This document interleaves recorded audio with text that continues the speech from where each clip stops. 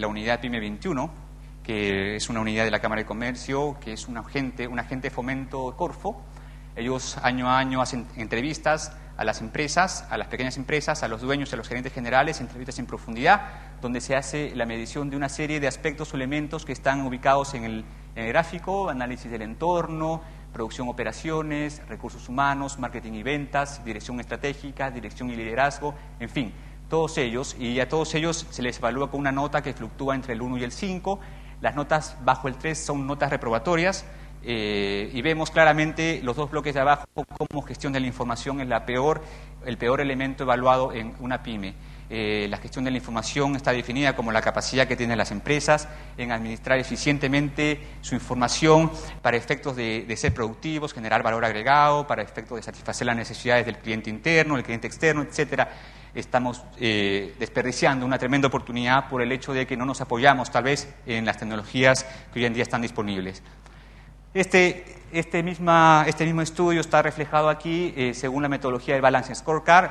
Los mismos aspectos están básicamente divididos en 4 dimensiones: la dimensión interna, dimensión de aprendizaje y conocimiento, la dimensión financiera y la dimensión clientes. Bueno, para ser bastante concretos en los resultados, vemos que el mejor resultado está, o el índice, el promedio más alto está en el lado de producción y operaciones, por el lado de oferta, y el peor índice o el peor promedio está en el lado de marketing y ventas y gestión de calidad, que es básicamente representa a la demanda. ¿Y esto qué quiere decir? Quiere decir que, en palabras bastante crudas, hay un problema de enfoque de negocios de las pymes. Están apuntando, y tal como la evidencia lo dice, están apuntando a potenciar tal vez las cosas que no son tan necesarias, son importantes, pero descuidan lo que es realmente importante: es desarrollar la demanda, entender al cliente, conocer al cliente. Esto me hace recordar un poco en la mañana don Mario Sandón lo mencionó, el caso de Ford, Estados Unidos, en 1908. Henry Ford introdujo en el mercado el modelo T, que es un modelo de coches, bastante específico. Básicamente con ello empezó las producciones en línea, producciones en serie. Fue capaz de reducir el precio en 400% en Estados Unidos, bajando el precio del auto de $1,000 a $300. El problema con eso es que el cliente no tenía ningún tipo de flexibilidad en elegir un coche diferente. Todos eran exactamente los mismos, idénticos, incluso los colores. Eso fue hace 100 años. Hoy en día las cosas han cambiado y claramente sabemos que son los clientes los que definen qué producimos, cuánto producimos, dónde lo entregamos, etcétera. ¿Y qué pasa con el gobierno electrónico? Bueno, estos básicamente son los números de sitios web disponibles por el gobierno. El año 2004 tenía 245 sitios, hoy en día tiene 378 sitios aproximadamente funcionando. Y en lo concreto, nosotros lo que hacemos una evaluación de cada uno de los sitios según un modelo que define una serie de variables que van desde las partes o desde los aspectos más estéticos de un sitio hasta los elementos más fundamentales que tienen que ver con la transaccionalidad, con la funcionalidad en términos de que realizan trámites o no realizan, o si los realizan bien o no. Básicamente ese número resume todo eso y vemos cómo el índice aumenta desde 51 a 59% el año 2007. Ha habido un avance importante. Esto no lo voy a comentar mucho porque por un tema de tiempo quisiera avanzar. Se lo dejo a ustedes, que son los índices por dependencias de ministerios.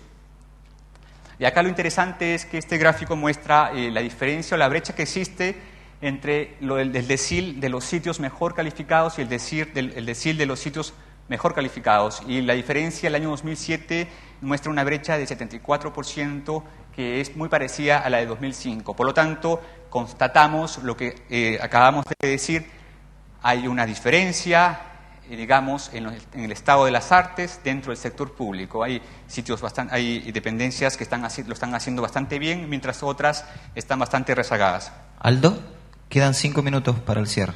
Okay. Gracias.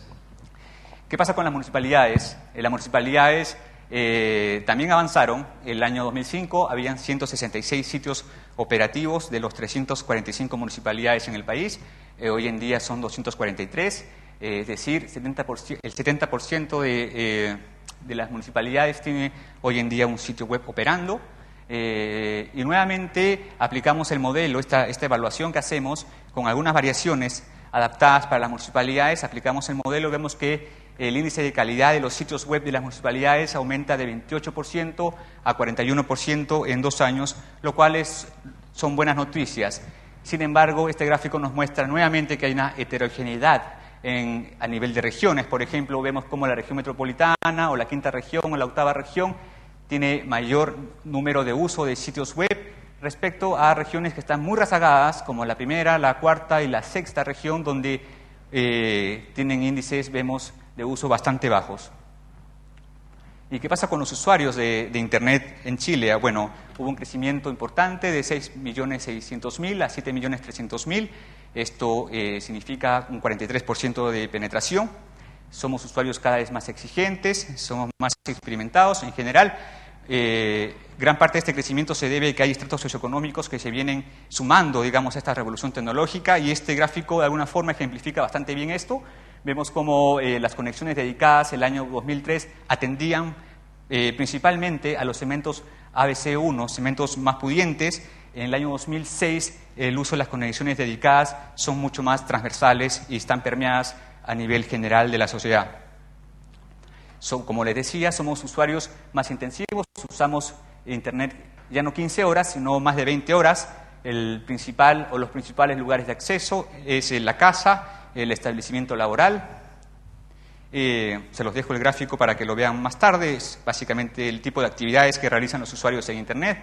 De la web 2.0 tengo entendido que van a tener una charla más adelante, pero básicamente para decirles que el 19% de los usuarios de Internet tiene Fotolog y bueno, también tienen página web, blogs, etcétera. Somos mucho más proactivos en la creación y en la generación de contenido. Tenemos 5.5 años de experiencia o de antigüedad en la red, más experimentados, y nos conectamos con mayor frecuencia. Ya de hecho el 83% de las personas se conecta todas las semanas. ¿Qué pasa con el comercio electrónico? El comercio electrónico creció de 250 a 300 millones de dólares en solo un año. El año pasado habían 350 empresas vendiendo en Internet, hoy en día son más de 500. Este aumento básicamente responde al incremento de esos 150 nuevos actores. En términos generales, el B2C está dominado por empresas del área de las multitiendas, del área del turismo y básicamente de servicios de entretención. No son muchas las empresas, digamos, que dominan este sector. Y este gráfico nos gusta presentarlo cada vez que tenemos la oportunidad de asistir a un seminario, porque básicamente es un mapa de todos los modelos de negocios, aplicaciones tecnológicas que conviven con nosotros de alguna forma en el día a día. En el eje de la, digamos, horizontal vemos el crecimiento de las tecnologías, en el eje vertical tenemos las tasas de penetración y vemos cómo hoy las tecnologías siguen perfectamente esta curva hacia arriba. Primeramente podemos revisar lo que pasa con Wi-Fi. Wi-Fi es una tecnología que viene creciendo a tasas bastante rápidas, aceleradas, y tiene por ahora un bajo nivel de penetración, pero yo creo que las perspectivas de crecimiento son bastante interesantes. Tenemos la voz sobre IP, que también tiene tasas de crecimiento bastante altas. La telefonía móvil, que no ha logrado despegar a nuestro juicio por un tema de costos. Los costos de los dispositivos aún son altos, los costos de comunicación o de acceso, digamos, también son altos. El e-learning, por ejemplo, finalmente está creciendo y finalmente está permeando al nivel de la masa empresarial, en el sentido que las empresas hoy en día han encontrado una herramienta sumamente útil para capacitar trabajadores, para informar sobre el lanzamiento de nuevos productos, para informar sobre manuales de riesgo, etcétera. Luego tenemos la telefonía fija, que es una tecnología que se ha estancado, aunque suene un poco fuerte el nombre, se ha estancado en el orden del 50%. De hecho, ya las cifras oficiales hablan de que probablemente este año lleguen a un punto de inflexión y vamos a ver menos líneas de usuarios fijos que el año pasado. El e-banking, que el banking viene creciendo rápidamente y va a seguir así en ese ritmo en la medida que los bancos sean capaces de generar nuevas ofertas de valor y sigan trabajando en el tema tan importante que es el tema de la seguridad, que ha sido un issue muy importante en los últimos meses.